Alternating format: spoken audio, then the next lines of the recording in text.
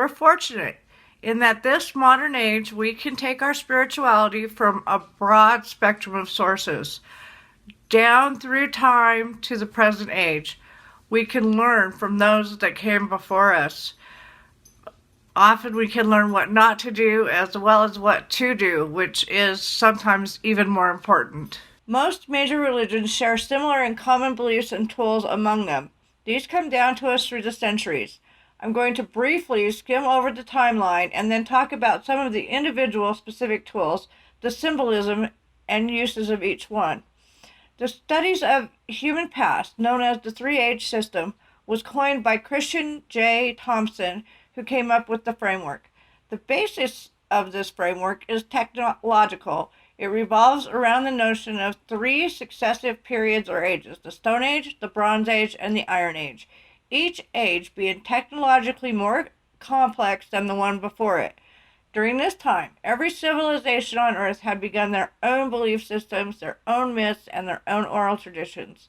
This is evidenced by their burial practices and those items found in and near them, as well as the remains of cities long wiped off the Earth to forever memory, being modernly brought back by archaeologists as newly uncovered, discovered, and or deciphered by our modern scientists, such as and Petra. Each city a lecture to itself as well. The Stone Age begins with the first production of stone implements and ends with the first use of bronze. Since the chronological limits of the Stone Age are based on technological development rather than actual date ranges, its length varies in different areas of the world. The earliest global date for the beginning of the Stone Age is about 2.5 million years ago in Africa, and the earliest end date is about 3300 before Common Era, which is the beginning of the Bronze Age in the Near East. Tools and weapons during the Stone Age were not made exclusively of stone. Organic materials such as antler, bone, fiber, leather, and wood were also employed. There is evidence suggesting that the 2.5 million year limit for stone tool manufacture might be pushed a bit further back. Because of the capacity of tool use and even its manufacture is not exclusive of our species. There are studies indicating that bonobos are capable of flaking and using stone and sticks for tools in order to gain access to food in an experimental setting. They can learn and teach their groups, and other groups can learn from watching them. Nevertheless, there are differences between the tools produced by modern apes and those produced by the early toolmakers, who had better biomechanical and cognitive skills and produced more efficient tools. Because agriculture developed at different times in different regions of the world, there is no single date for the end of the Mesolithic period. Even within a specific region, agriculture developed during different times. For example, agriculture first developed in Southeast Europe about 7000 BCE, in Central Europe about 5500 BCE, and in Northern Europe about 4000 BCE. All these factors make chronological limits of the Mesolithic somehow fuzzy. Moreover, some regions do not have a Mesolithic period at all. An example is the Near East, where agriculture was developed around 9000 BCE, right after the end of the Ice Age. During the Mesolithic period, important large-scale changes took place on our planet. As the climate was getting warmer and the ice sheets were melting, some areas in the northern latitudes rose, as they were being freed from the weight of the ice. At the same time, the sea levels rose, drowning low-lying areas, resulting in major changes in the land worldwide. The Japanese islands were separated from the mainland, Tasmania from Australia, the British Isles from continental Europe, East Asia, and North America became divided by the flooding of the Bering Strait. The shape of the continents and islands was very much those of the present day around 5000 BCE. Agriculture brought major changes in the way human society is organized and how it uses the earth, including forest clearance, root crops, and cereal cultivation, that can be stored for long periods of time, along with the development of new technologies for farming and herding, such as plows, irrigation systems, etc. More intense agriculture implies more food available for more people, more villages, and a movement towards more complex social, religious, and political organization. They gradually evolve into towns and finally into cities. Towards the end of the Neolithic era, copper metallurgy is introduced, which marks the transition period to the Bronze Age. Clay is another material which is abundant in the bulk of Stone Age material remains. Clay can be fashioned into a desired shape and baked to fix its form. This is the birth of pottery. Usable clay is widely available, which explains why pottery was independently invented in many parts of the world at different times. The oldest evidence of pottery manufacture has been found in an archaeological site in Japan, where fragments from a specific vessel have been dated to 16,500 before present, usually associated with radiocarbon dating. Non-agricultural peoples of Japan were producing clay pots that were elaborately decorated by about 1300 before present, which were used for food preparation. During the early Neolithic era, around 8000 BCE, special ovens used to part cereal grains and to bake bread were being built in the Near East, which allowed people to control fire and produce high temperatures in enclosed facilities. Initially, pottery was made in open fires, but the use of ovens added new possibilities to the development of pottery. Around the same time, some areas of South America were also developing pottery technology. With the introduction of bronze metallurgy, the Stone Age came to an end. Bronze is a mixture of copper and tin, which has greater hardness than copper, better casting properties, and a lower melting point. Bronze could be used for making weapons, something that was not possible with copper, which is not hard enough to endure combat conditions. In time, bronze became the primary material for tools and weapons, and a good part of the stone technology became obsolete, signaling an end to the Stone Age. While the Iron Age religions of the Mediterranean, Near East, India, and China are well attested in written sources, much of the Iron Age Europe, from the period of about 700 BCE down to the Great Migrations, falls within the prehistoric period. There are scarce amounts of non-Mediterranean religious customs in the records of Hellenistic and Roman era ethnography, being the scientific description of customs of individuals, peoples, and cultures.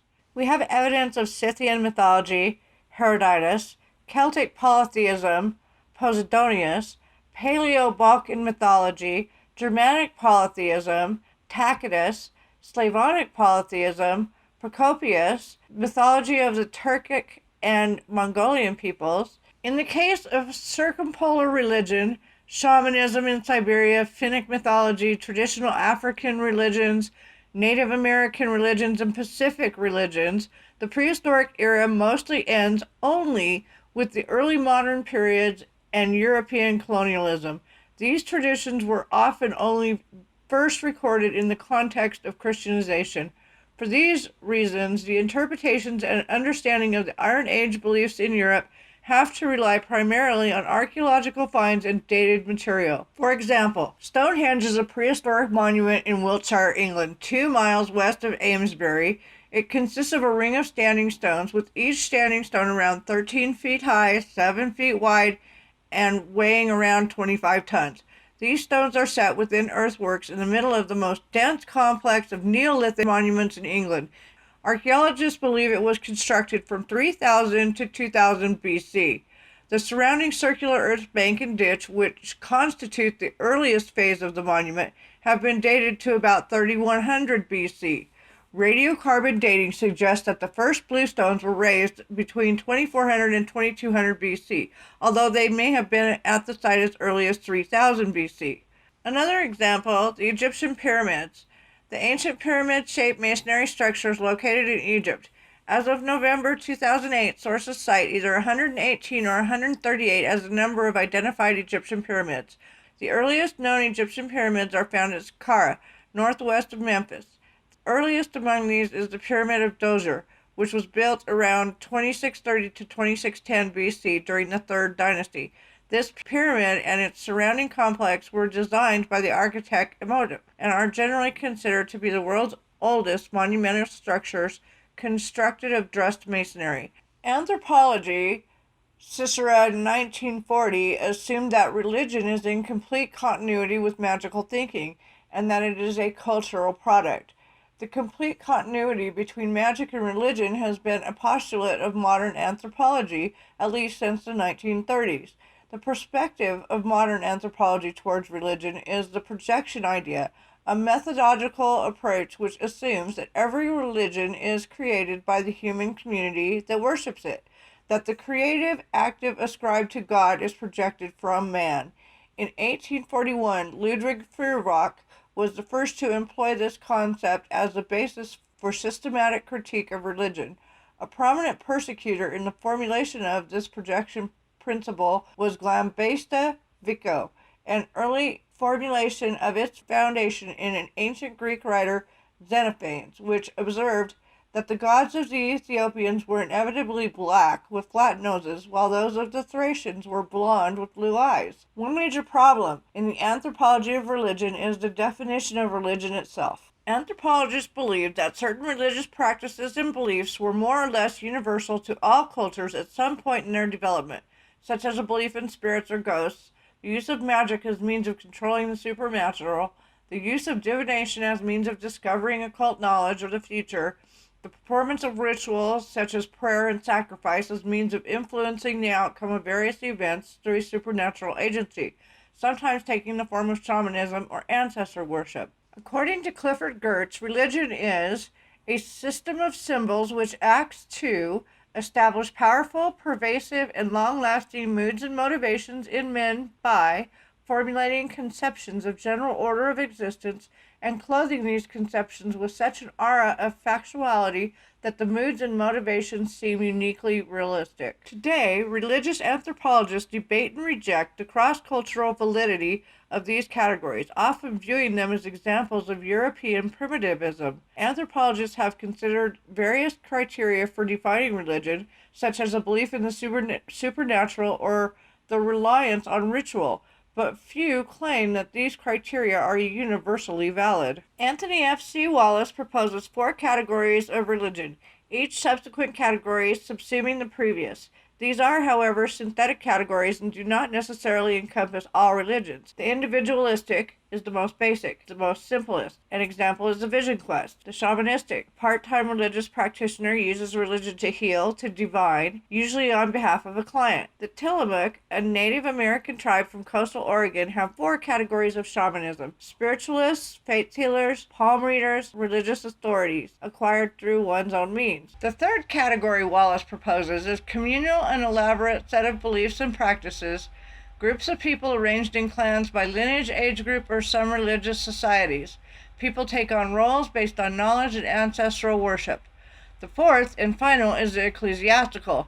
Dominant agricultural societies and states typically depreciate competing individualistic and shamanistic cults. The 19th century saw a dramatic increase in knowledge about a wide variety of cultures and religions, and also the establishment of economic and social histories of progress. The History of Religion school sought to account for this religious diversity by connecting it with social and economic situation of a particular group. Typically, religions were divided into stages of progression, from simple to complex societies, especially from polytheistic, relating to or characterized by belief in or worship of more than one god, to monotheistic, relating to or characterized by the belief that there is only one god, and from extempore, spoken or done without preparation, to organized. One can also classify religions as circumcising and non-circumcising, proselytizing, attempting to convert people of other religion, and non-proselytizing. Many religions share common beliefs. This is known in alternative traditions. The god or gods of the old religion become the devil or devils of the new. Each society believing in their own myths or traditions until the modern Christian era, which has some religions in the most popular societies and those not as widely practiced in separate classes. Writing plays a key role in the systematic theology that we are building upon, and something that should be studied in an entire course rather than one part of a lecture. Along with the history of languages, myths, and stories handed down from generations before them, the earliest scribes recorded anything and everything that was in their world and in their belief system. We can study them individually and the beliefs they held in the future, but for now we can move on to the tools that many practitioners of common traditions and the ancient paths used to practice their arts and religion.